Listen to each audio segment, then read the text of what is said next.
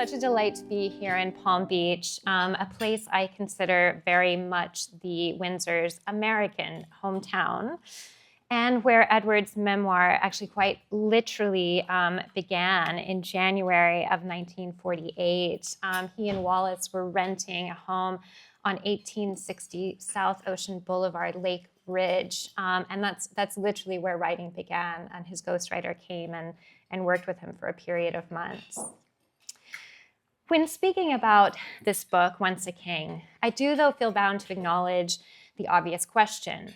Do we really need another book about Edward VIII? The shelves are literally scattered with them.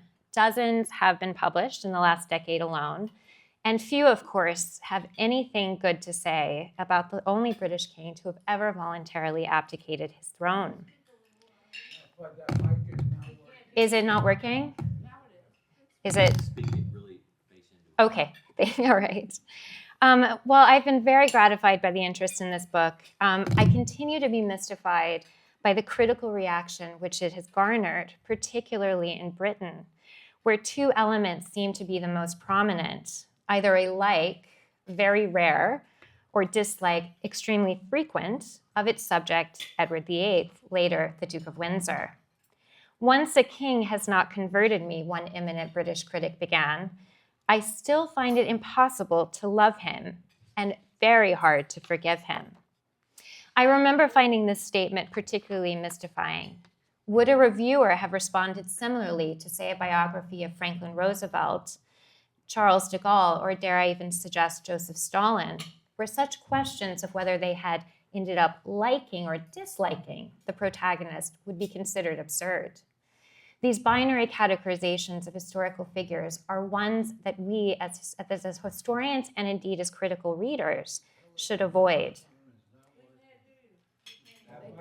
I'm speaking in as much as I can. Other one?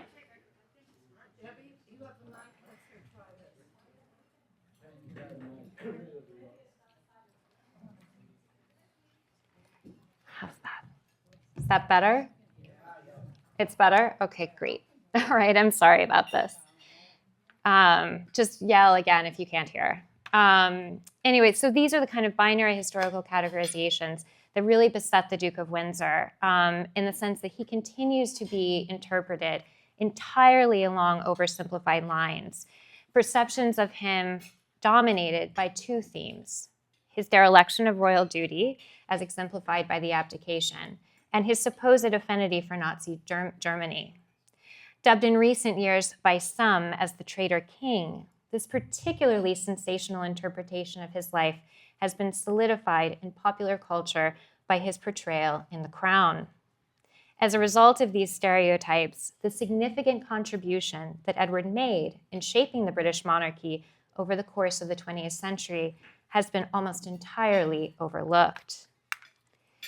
It was really a dissatisfaction with these historiographic trends that first drew me to him as a subject. I believed he remained an underrated and understudied member of 20th century British royalty.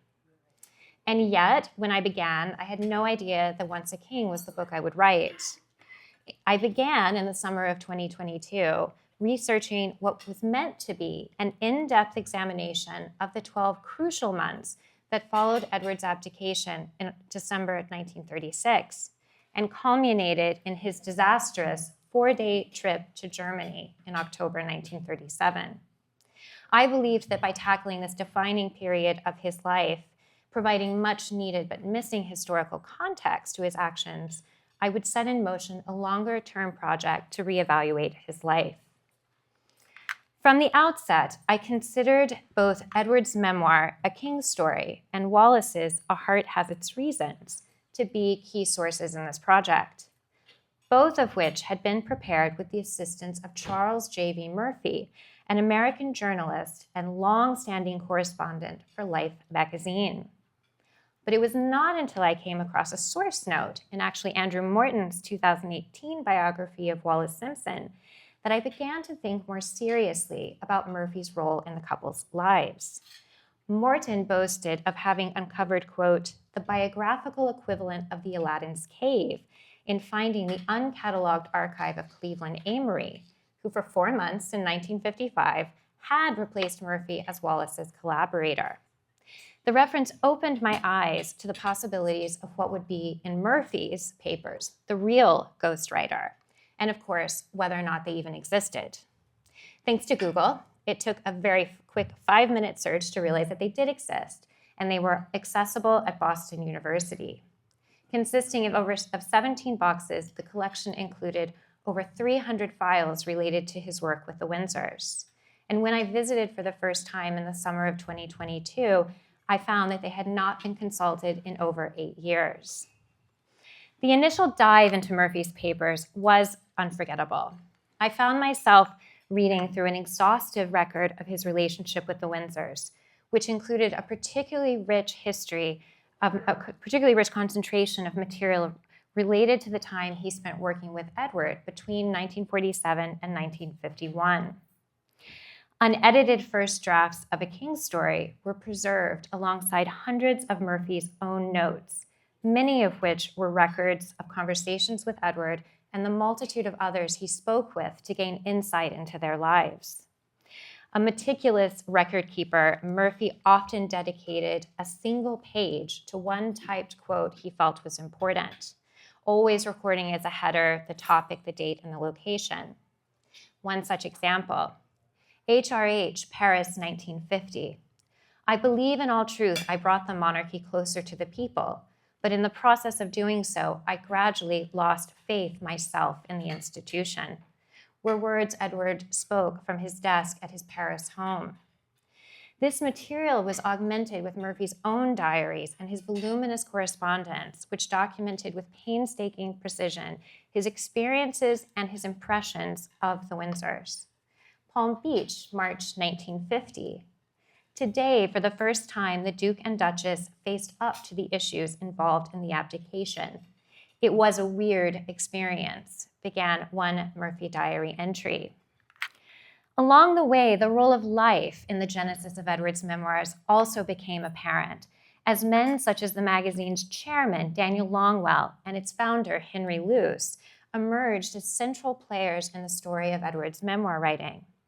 Like so many others, I had overlooked the importance of the 7 articles that Edward wrote for the magazine, published in December 1947 and May 1950, the writing of which spanned the crucial collaborative years between him and Murphy. The published book was very much an afterthought. They sort of cobbled it together from these articles.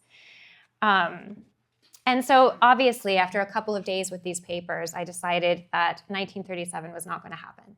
That there was a new book here, that this material warranted its own story. And over the next year, along with a few return trips to Boston, I expanded the archival research that I did. And really one of the most important stops was here at the Royal Archives at Windsor Castle, where in a box of uncatalogued material that had been sent back to Windsor after the Duke's death in 1972, there existed about probably 300 pages of his handwritten first drafts, all in pencil. He always wrote in pencil, never pen, on his favored yellow legal notepaper. And the big red X, what that notes is that it had been typed up by a secretary. So what I discovered was the typed drafts that had been in Murphy's papers, which I assumed had been Murphy's first ghostwriting endeavors, were in fact the typed up handwritten drafts that the Duke had prepared. So this really shifted the project because, yes, the first draft of a memoir is interesting, but more important, once we knew that Edward had been the writer, it took on a whole meaning and new importance. I thought I'd also give a little context to the Duke and Charles Murphy and how they met. And it was first over lunch at the Waldorf Astoria in May 1945. This was very much a crossroads for Edward. He had resigned his position as Governor General of the Bahamas. He found himself in New York City, heading back to exile in France and a very uncertain and unemployed future. By chance, he saw Murphy's articles on Winston Churchill, which had been published in Life in May 1945. He liked the way Murphy wrote and how, perhaps in similar hands, his own story might be prepared for an American, particularly American audience. He arranged to meet the author. They had lunch. Murphy described to Henry Luce the conversation as long and pleasant, but nothing came of it. And the two men didn't meet again until November of 1946. In the 18 months that followed, Edward spent that period lobbying the British government for a job.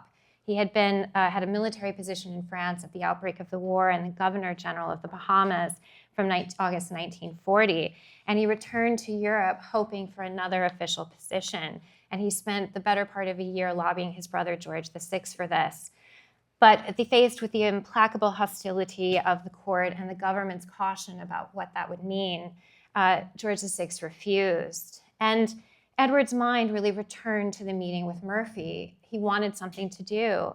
And the idea of bringing together in some written format the threads of his life took on a new centrality. And when he returns to New York in November of 1946, he arranges to see Murphy on his first full day in the city. And that's really when the writing and the idea of something serious begins.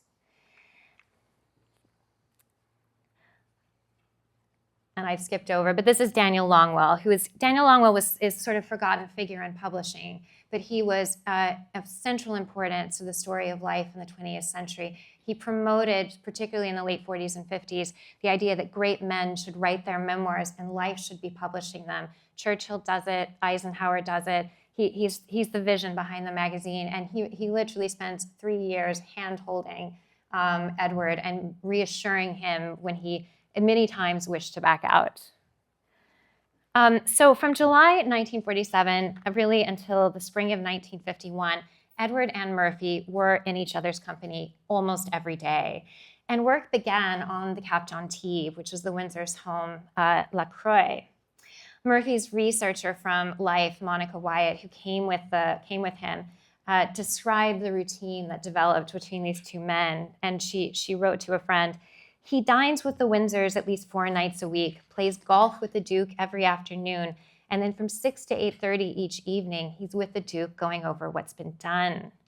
Murphy was a noted raconteur, and he soon became a kind of indispensable element in Edward's milieu, offering him kind of a constant companionship and stimulation that I think was very much missing from his life.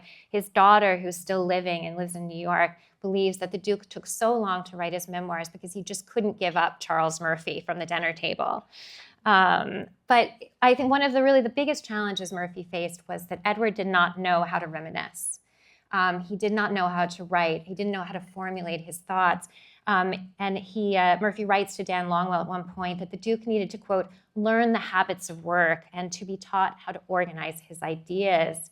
And he went on to say, the Duke's English reserve is the hidden villain. It is impossible for him to give way to his emotions, and yet he's an engaging, intelligent, and thoroughly straightforward man. And eventually, with Murphy's help, writing did begin, not as Murphy described it, quote, with a Churchillian swoop and huzzah, but with Hanoverian indecision. Most of Edward's writing never made it into Life magazine or A King's Story, but that was deliberate. Encouraged by the men of Life, Edward began what he dubbed an unexpurgated book, one that he asserted in a letter to Dan Longwell, which is on the screen, would, quote, omit nothing, however secret and personal, and be, as Edward's advisor, Walter Monckton, noted, quote, his contribution to eventual historians. Once complete, the idea was, and with Murphy's assistance, that he would select a portion for publication. Unfortunately, the commercial imperatives of his contract and his very slow productivity interrupted the completion of the full unexpurgated book. But the point was that Edward began drafting content. He had no intention of actually publishing. And in the process, he really assumes a kind of vigor and determination with the memoir, which eventually sees it through to the completion. But he remained throughout extremely nervous of this project, as we've recently seen with Spare. When an ex-member of the royal family publishes their memoir, all is not well with the main group. And Edward was very conscious of the fact he was doing something quite radical. And he hemmed and hawed constantly over whether or not that he was really going to do it. In fact, the contract with Life was not actually signed until about 2 months before publication of each of the set of articles, because he wanted the right to withdraw if he decided he couldn't do it. But at one point in all of this nervousness, Murphy observed to Dan Longwell that he was convinced Edward would go through with it because he, quote, needed some dollar exchange and, I suppose, a little attention. He would like to be remembered as something more than the man who wasn't allowed to remain King of England. And this is this is a good example of how the memoir writing began. So this is dated, and that's Murphy's handwriting, H.R.H. LaCroix, 1947. And this isn't really I can't say this is the first thing they wrote, but it's a good opening sort of salvo in the project. And Edward says, and this would have been Edward speaking and Murphy recording it. Quote, "This is the simple story of a man who was raised to be king, and whose thoughts and aspirations were shaped toward that end. Story of my life, or if you wish, career. I was a simple youth. I had too many inhibitions. I was a shy, diffident, a bad speaker. In that sense, I differed greatly from my father, who had a natural flair for a kingly role. However, I learned, teaching myself, a self-made monarch." And really central to that apprenticeship, and I think it's the formative moment in Edward's life, is his experiences in the First World War. He was prevented from serving in the trenches. There was less of a fear of his death because he obviously had other brothers, but a fear that he might be captured and the political complications of that. So he was kept back on the general staff, but he was close enough to observe with a sort of I think with a precision detail of the actual human cost of the conflict. And he writes at one point, and actually this is the subject, apart from the abdication, that he spent the most time writing about. It's the big sort of chapter of his memoirs. He was very concerned with putting down his experiences. But he writes at one point about his experiences. "One day was like another, blood, death, destruction. War is a strain, and humans should never be subjected to it." And the suffering he witnessed really forged in him a lasting belief in the futility of military conflict to resolve political disputes. And it's the central thread that leads him into the 1930s and how he starts viewing that political moment. But it also enforces in him, I think, a deep sense of inferiority, having not had this opportunity to fight in the war. And he writes in the summer of 1947, he says, "I had not been allowed to take my chance as a regimental officer in the war.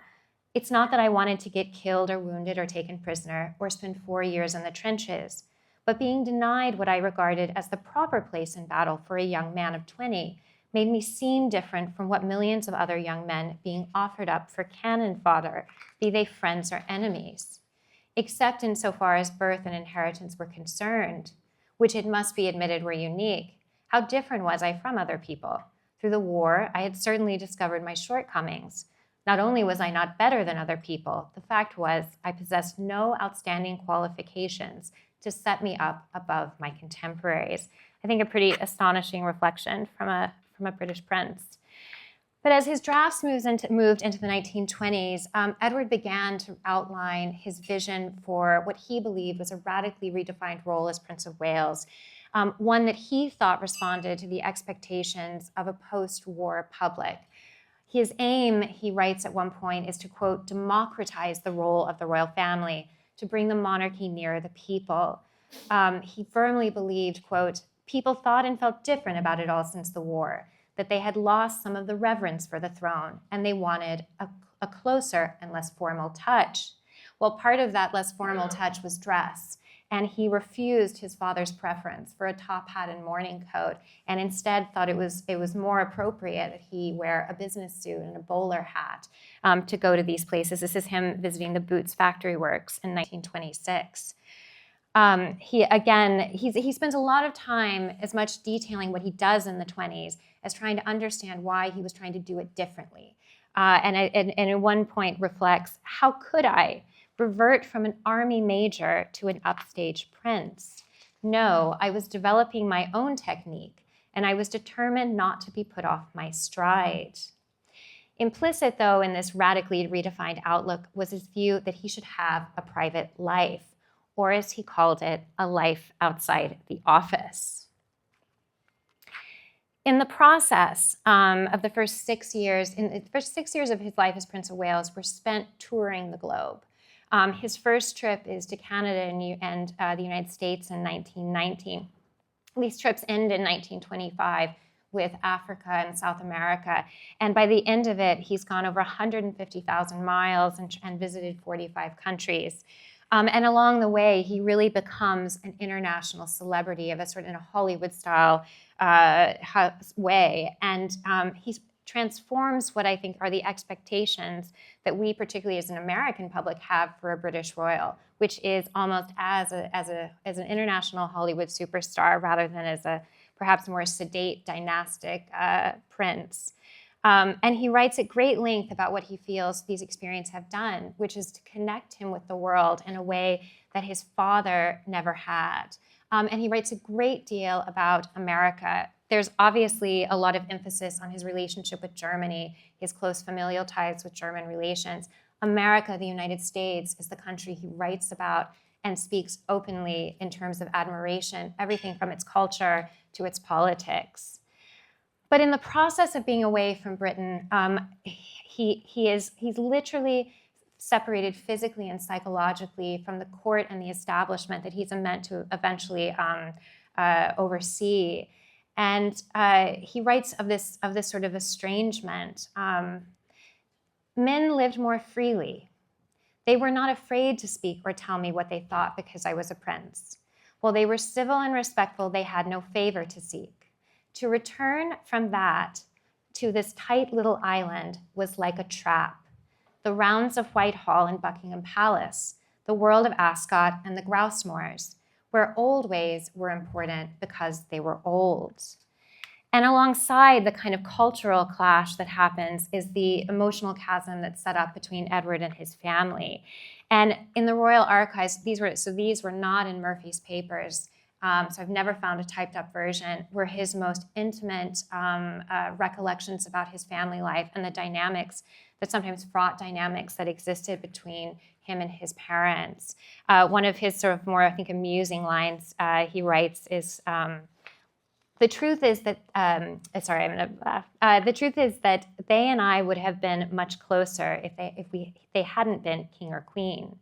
Home life would have been far pleasanter and more enjoyable had it not been fenced in with court etiquette. For however biographers may have written up the legend of the simplicity of my parents' home life, it was only simple in that decorum prevailed at all times.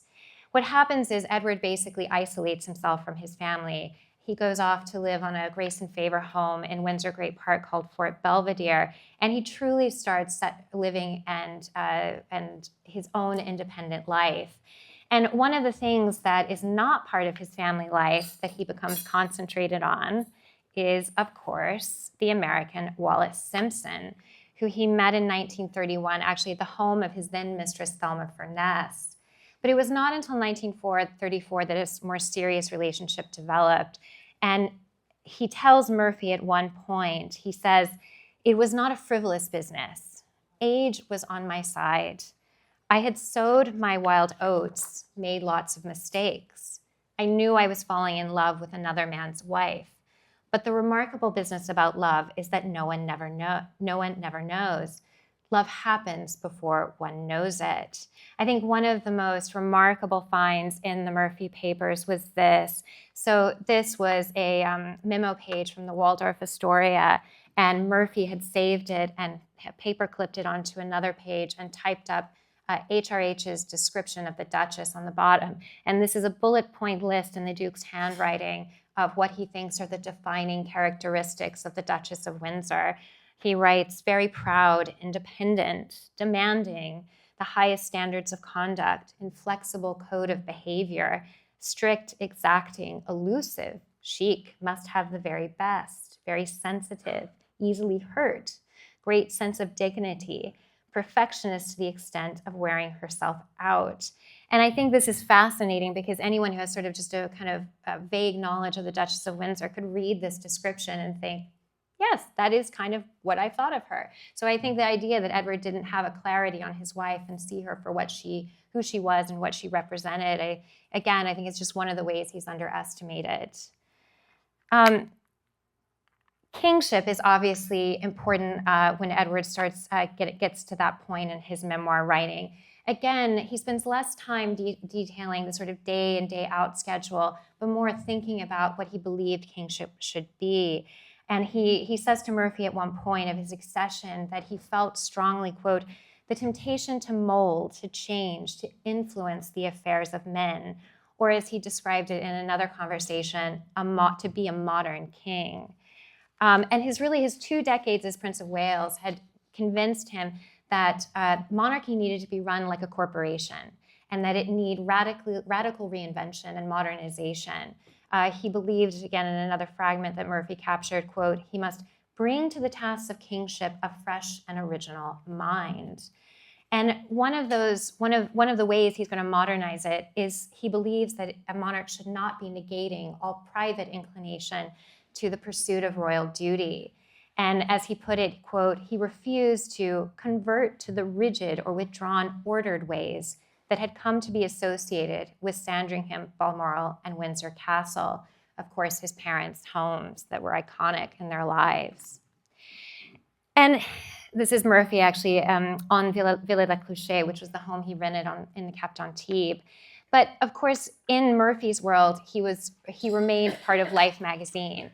And central to Life's mission was, of course, the abdication and getting the story of the abdication. I think we can't underestimate the journalistic coup that was for Life at the time. Murphy describes it in one letter to Longwell as, quote, the journalistic homestake. But there were a lot of complex dynamics that Murphy as an American and Nadine Longwell did not appreciate when it came around to writing about 1936. And in fact, Edward was very reluctant to tackle this. And they only first discuss it in August of 1948. And it takes Edward bringing down one of his advisors in England to do the conversation with Murphy in order to get him over this kind of psychological hump. And Murphy is surprised by this because he sees the abdication in a very American way, which is this was a Hollywood-style romance. It was a legendary moment, and it doesn't have the kind of baggage that a British observer would. And in fact, at one point, he becomes extremely depressed that this is ever going to happen, and he writes to Dan Longwell he says, Allen, who was the Duke's lawyer, Allen is sure the abdication crisis cannot be touched without 1, rousing the sleeping dogs of Britain, 2, offending the present occupant of the throne, and 3, bringing fresh heaping wrath upon the head of the author's wife. People in Britain have no love for our author. That goes without saying. They want to hear no more from him. He shook their world. They want the skeleton to remain in the closet. And yet he goes on, our friend is torn. He wants no more trouble. He is sensitive to criticism. He still loves his family and his country. He feels his position was wrongly presented.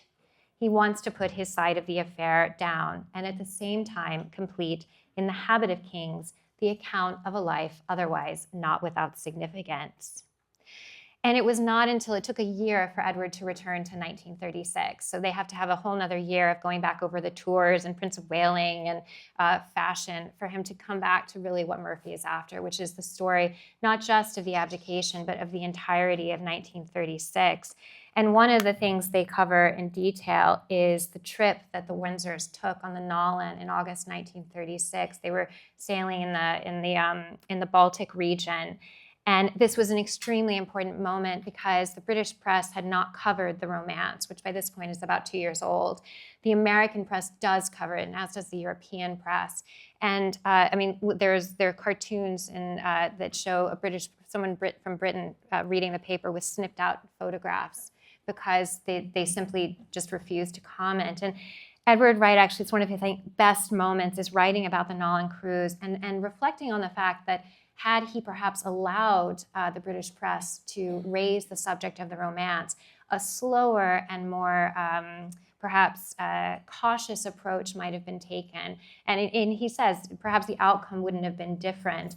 But as he writes, quote, perhaps the frightful blow-up in the winter, a Hiroshima of constitutional politics might never have come to pass, or had a crisis been inevitable, the cleavages might have been resolved without so heavy a legacy of bitterness. But I myself was to blame in no small measure for that misjudgment. But eventually, the British press does have to, they do break the story for a sort of complex reason I won't go into. And the government response is swift. It's a basically no. Stanley Baldwin, who was prime minister, confirms neither the cabinet or the British dominions would accept Wallis as queen, and his options are abdicate, marry and abdicate, or give up Wallis Simpson.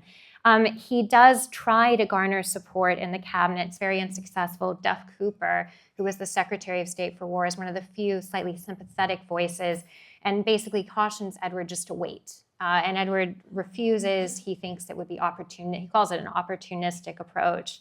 And at the same time speaks at length about the religious complexities of having been head of the Church of England and undergoing the coronation ceremony when he knew he was planning to marry a divorced woman, which of course would have gone against the church's rules. And a lot of critics of Edward, of course, say, oh, that's an excuse. He returned to the topic over and over with Murphy. I mean, Murphy must have been like crazed because he did often repeat himself. But I do think it weighed on Edward's mind, the religious hypocrisy. Another idea he floats in this process, and again writes at length about this, is that he's going to go on the radio or the wireless. So one of the sort of after effects of Edward's tours is that he liked to adopt American slang, which irritated his more conservative critics in the court. So it was always the radio. And he really modeled that idea after Franklin Delano Roosevelt and the idea of a fireside chat. So he was going to go on the radio, speak to the people, explain his problem, and try to garner public support. Now, that would have been impossible for the government to allow. That would have been a king going over the advice of a government, speaking directly to the people, not in the program for a constitutional monarch. So that mission is over. And one of, again, sort of the research discoveries in this project was the draft of his speech, which was not in either the Royal Archives or Murphy's papers, but was in his advisor Walter Monckton's papers at Balliol, that had kind of just been thrown in and forgotten. So that's in the book. And the two people who kind of were supportive of this process were Winston Churchill and Max Beaverbrook. Edward describes them as hammer and anvil. Winston, the aristocrat, an ardent monarchist. Max, suspicious, speculative, irreligious. Max Beaverbrook, obviously the press baron. And both of them supported Edward, but as Edward ruefully noted, I mean, the part of the support was that they were dire enemies of Stanley Baldwin. And he writes at one point of their engagement, they saw opening up a brilliant opportunity for the play of their combined strategic genius to save a hard-pressed friend, rescue a popular king, and bring down Mr. Baldwin. But Churchill does excite the idea of the king, at least, trying to tap into some kind of popular support in the country. He says to Edward after dinner at his home, Fort Belvedere, on December 4th, as the crisis is really mounting, you must give time for the battalions to mass. And this thing called the King's Party sort of arises, and it's a sort of apocryphal thing. It's symbolized by some people who came out in front of Buckingham Palace and really were supporting the king in marches. Nothing comes of it, and it's really because Edward decides not to tap into it. He thinks that is going to run counter, and he was correct, counter to his position as a constitutional monarch.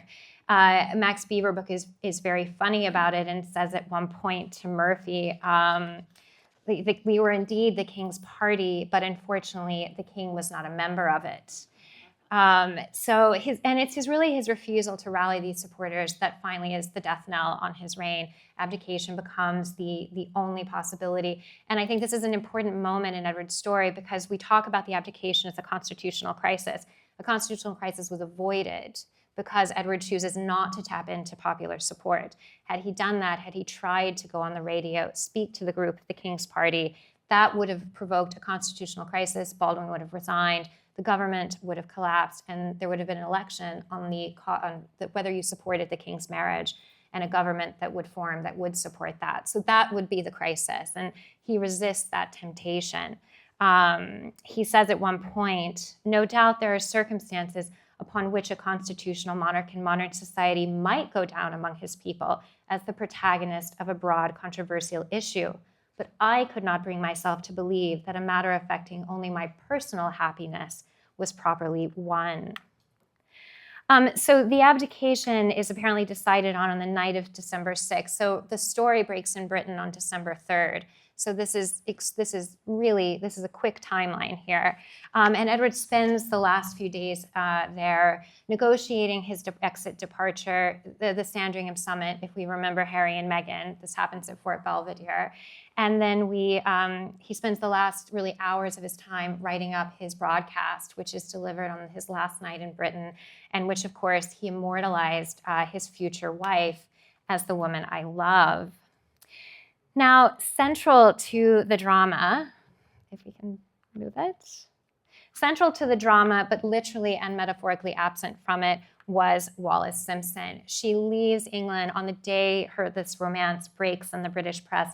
She flees to the south of France to her friends Herman and Catherine Rogers. She's pictured outside of their home at Louvain. They came out to take this photograph, hoping that it would mean the photographers who were hiding in the bushes literally above the house would go away. They didn't, but they still, this is a very iconic picture. And she becomes, in a way, the first person on the receiving end of this drama. She is literally watching it like everyone else and receiving the news like everyone else. She's not a participant. Phone lines were terrible. They barely spoke. And she says to Murphy, so Murphy comes back in 1954 to work on Wallis's memoir, and that elicits, I think, some of actually the best material about the abdication, because Wallis, a far more frank and direct interviewee, would just kind of let it all go out with Murphy. And of course, by this time, they knew him really well. He'd been in their lives for quite a while. And she writes of the day that she leaves England, and she says, I was close to the breaking point.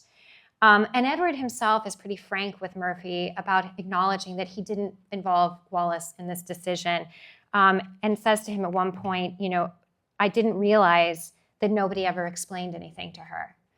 He just assumed. And he says in another conversation, Beaverbrook makes the point that he could never reach Mrs. Simpson. And because I was king, my orders were obeyed. Nobody went near her. Queen Mother, Queen Mary, cabinet, family, I saw to that, knew my own people.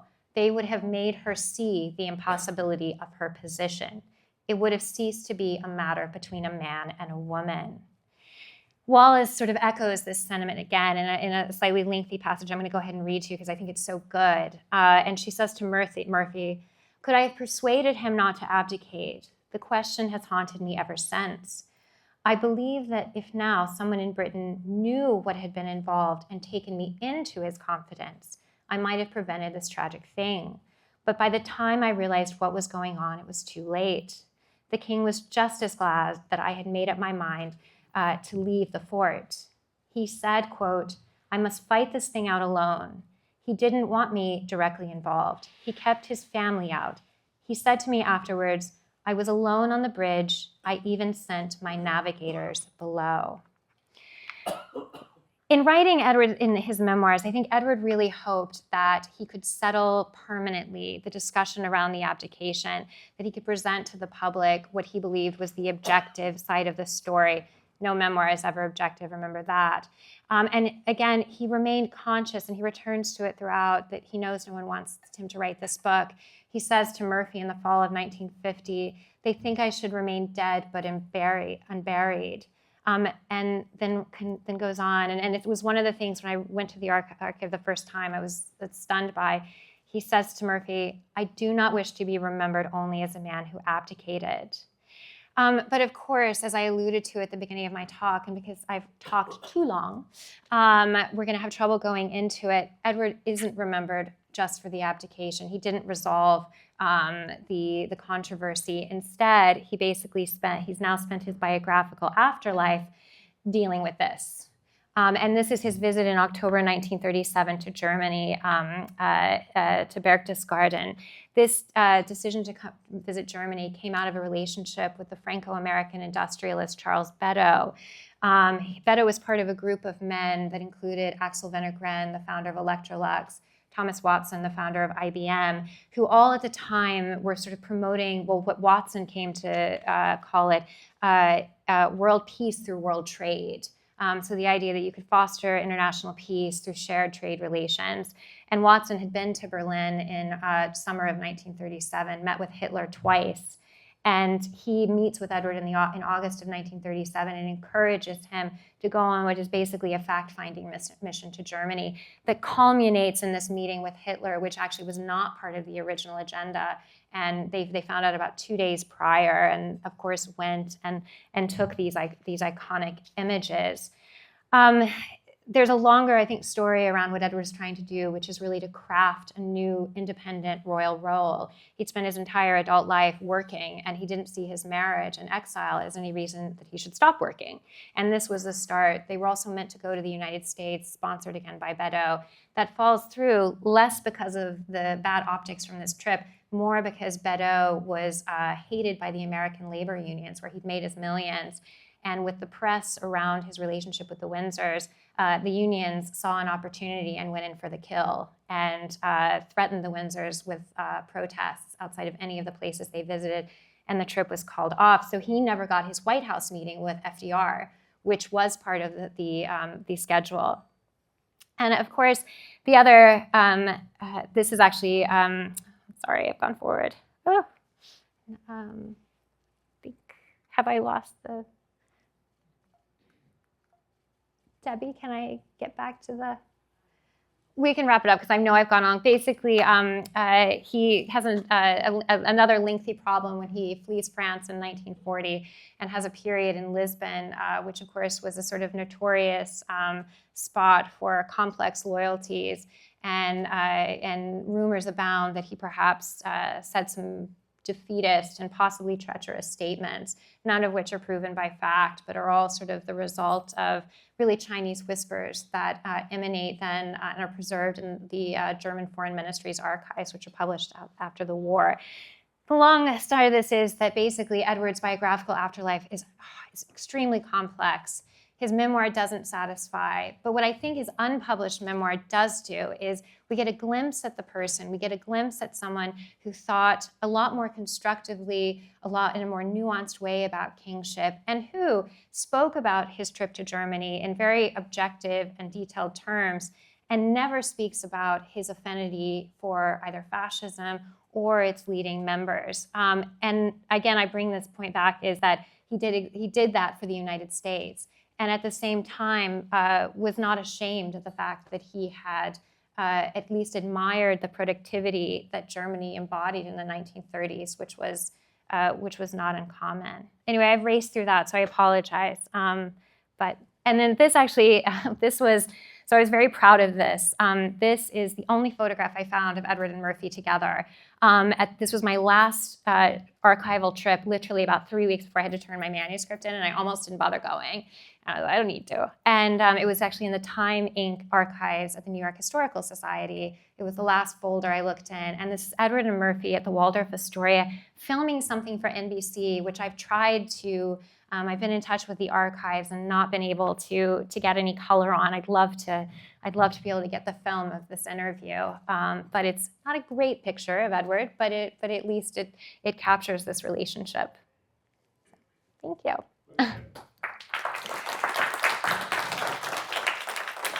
Jane? Yeah. Hi. Question, I understand that one of the real reasons why Stanley Baldwin and the Archbishop would not agree to any solution, like a morganatic marriage, was because they knew very well his pro-Nazi proclivities, and they were using this essentially politically to get him out of the way. I don't agree with that. They worried about, I think, his vision for a strong executive kingship. And that does bother not just Baldwin and the Archbishop, but it bothers, I think it unsettles the court in general, because of course that was not the mode of constitutional monarch. And he says at one point to Murphy, he says, my fault was that I went directly. My father knew how to influence indirectly, and he would make statements, well, by a courtier, the king perhaps thinks. Edward would go and question it directly, and this unsettles the government, it unsettles politicians who feel that is not the province of a constitutional prince or monarch. We have to, the context of 1936, I mean, it's a much more, I think, it's less of a clear landscape about how Britain feels about Germany at this point. I passed through it, but Lloyd George had actually gone and visited Hitler in September of 1936. It's almost a repeat of the trip that Edward does. It's really a fact-finding mission. They're not so much concerned about the leaning toward fascism as just more broadly about Edward's view, again, of an executive-style king, which, of course, his idea of a broadcast is exactly playing into those fears. To go above the government, to speak directly to the people, that unsettles them, very much so. If I understood you correctly, you said that had Edward stayed on and not abdicated, that Stanley Baldwin would have had to resign. Why would that? So Baldwin, basically, if the king moved forward with this marriage, Baldwin threatened resignation. And there would have had to have been a general election because no Tory was going to form a government in Baldwin's place. And so there would have been a general election on the question of the king's marriage, which would have been the constitutional crisis that would have, I think, had lasting implications for the British monarchy. That doesn't happen. Edward, resists the idea of tempting into this king's party. And Beaverbrook and Churchill, to call Churchill a member of the King's Party is, I think, not accurate. Churchill writes at the time of the abdication that he really thinks if they can just take it slow, the king is going to change his mind. That he'll get over this idea, he won't marry her. If we can just not pressure him. And he writes a letter to the Times to say we need time and patience for Edward to make a different choice. So to call him part of the King's Party, Beaverbrook really was. He was inciting something exciting and would have liked to have moved forward and used the press to back it, used the tabloid papers to have supported the king. But the king resisted that. Just to follow up on the question involving Edward and Nazism, there's many people who saw The Crown, though, many historians, current historians, really think there was something very serious going on behind the scenes between Edward and the Nazi regime. And I'm just curious to know if the biographer or the writer Murphy pressed Edward during these extensive interviews that you've reviewed on that question, and if he did, what kind of answers did he get? So he didn't need to press them because he was literally hanging around when all this stuff is coming out. So he was back in Paris working with Wallace. And so to give a bit of background, these allegations of Edward's sort of conspiratorial conversations that occur in Lisbon in the summer of 1940 are based off of telegrams that were sent to Joachim von Ribbentrop, which were uncovered in, I believe, 1945, and there was a large project to publish all of the documents from the German Foreign Ministry. And this was a multi-year project, involved historians, cross-national, French, American, British, and a very small portion of these telegrams are found, and they waft through Whitehall from really kind of, 1946 until they're eventually published in the 50s. And they relay these conversations that Edward had in the home he was staying with in Lisbon. He'd fled France. He was waiting to go to the Bahamas. He was being hosted by a prominent banker there named Ricardo Espirito Santos, who most historians overlook the fact was chosen for him by the British ambassador, who thought he was a suitable host, but who later admitted that he knew he had kind of pro-German sympathies. Anyway, Espirito Santos supposedly had these conversations. He reports them back to two other men, who eventually, the third, sends them on to Ribbentrop to basically to say that Edward is sympathetic and floating the potential that he could be a perhaps replacement monarch when the invasion happens.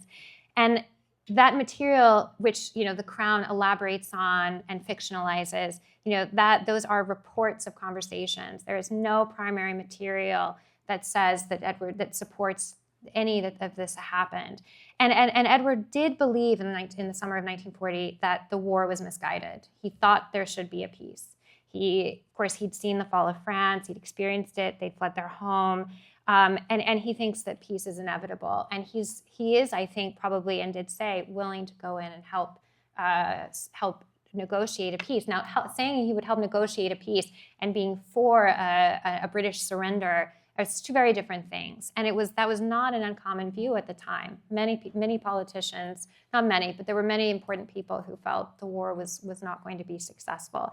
So that really forms the basis for this other kind of, this German moment. And of course, I think the problem which complicates it to Edward's benefit is there's always great illustration whenever these stories are told, because we have these images from this meeting with Hitler in October 1937. What I'd like to do for this is not to say, okay, there isn't some darker, there weren't some, he didn't make mistakes, he did make mistakes, he got things wrong, but that it's a more nuanced and less black and white situation than most historians are bringing to this chapter in Edward's life. But did Murphy press him on Sorry to go back. What did he say? So basically, when Murphy is helping the Duchess, and these documents start getting, are being discussed, Beaverbrook knows about them, Walter Monckton knows about them, and Edward comes back from London having been told that the documents exist and publication is imminent, and kind of arrives at the house and sort of tells Murphy all this and says, oh, but I've gotten great gardening samples, and I'm going down to the mill and going to start planting at the weekend. He's completely nonplussed about it. He doesn't think it's a big deal. Not worried. I mean, Murphy at one point, says it's an example of Edward's naivete and unworldly judgment. And another piece of interesting, I think, a letter I uncovered is actually from Eisenhower that was written to Churchill. And basically Eisenhower saying, I knew about these documents when they were uncovered in 1945. I had John Winnett, who'd been the ambassador to the UK, look at them, and I basically think they're nonsense. And I think that's a very interesting letter from someone who had no kind of political stake or interest in the situation, who completely dismissed the efficacy and importance of these documents. Jane, that was a very interesting program. Thank you. Can you elaborate a little bit about Wallis? At what point do you think she thought she was going to or decided to marry the king? And did she think that somewhere along the line that she would either become queen or at least a consort in an organic marriage? And then there was some suggestion that when this all blew up, that she, in the immediate aftermath, might have thought she didn't want to go through it, and then at that point did. So what's your take on what her thinking was and motivation was in this whole time period? Well, Wallis is really, she's great because unlike Edward, who was a very hesitant, I think, subject for Murphy, Wallis, when it really gets to her turn to talk to him in the 50s, is very open and I think very frank. She says of the period in the 30s when she is the king, Prince of Wales, and the king's mistress, she says, well, everyone succumbs to glamour. She talks about her role in British society. She compares it to being the wife of a commandant on a naval base. She said, it was wonderful. Everyone's sucking up to me. And she says sucking up. Everyone's sucking up to me, best car, best servants. But she says, I thought it would all disappear and I just go back to being Mrs. Simpson again. I don't think she had longer projections about her role on the British throne. I actually don't think she wanted that role. She wanted great wealth, great jewels, of course, which she could provide. And the abdication, in a sense, is exactly what she isn't interested in having because, Wallis had spent her life, she was from, minor, what we call gentry, from Baltimore, a prominent family, but not wealthy, money on one side, money not on her side.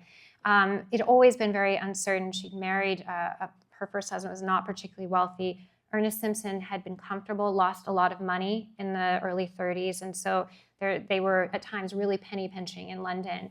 And she goes from, finally this sort of moment in the say 34 to 36 when she's enjoying this kind of incredible life of luxury and she has a position, to now she is the most sort of hated woman in the world. She is the cause of the abdication. She's an adventuress. And, she talks at length to Murphy about what that's like, being on the receiving end of this kind of vitriol, and that she's had to build up a wall against it. So this was I think, very not what she wanted. And I think one of the things that hopefully the material brings out is the way in which Wallis was on the receiving end of the abdication. She was not a decision maker. That was partly on her own choice. And in fact, friends of Edward's tried to stop her from leaving to England because they felt that once she left, she was not going to have any influence or any voice, and they were absolutely right. And so she's not able to do anything, really communicate at all with him. And I think that's kind of, in my opinion, in terms of the what ifs, if you could switch things around, if you could have kept her in England and kept her as part of the conversation, it might have changed things.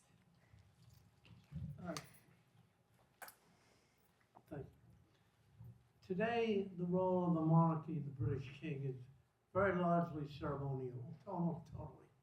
In the 30s and 40s, the balance of power between the elected government and the monarchy was, I think, a bit different. The monarchy was much stronger and more important in those days than it is today. True or false? I think it probably held more of a sense of importance. Because when you think about Edward's great-grandmother, Queen Victoria, when she came to the British throne, she did have still authority. She famously kept Melbourne on when government was against it. And she, over her long reign, saw power slip away. But of course, he's a lot closer to that sort of moment of power as being, in a way, she was born under Victoria. And so I think the idea of power as held in the monarch in the 30s was probably stronger than it would be today. Of course, it's a misnomer, I think, to say that the monarch does not have power. The monarch wields a great deal of influence in the British government, British society, British culture. It is a powerful entity. You could call it soft power, perhaps. I do think that Edward, one of his moments of disillusionment is because I think the things he would have liked to have done as king were not possible within the framework of what constitutional monarchy was meant to be. He wanted to be involved, to be engaged, and he tells Murphy that he is constantly frustrated by the fact that he is close to power but has no power. He has nothing to do that's meaningful, and that bothers him because he actually was interested, he was engaged, and yet he was on mute, basically. Any other questions? No. Thank you. Thank you.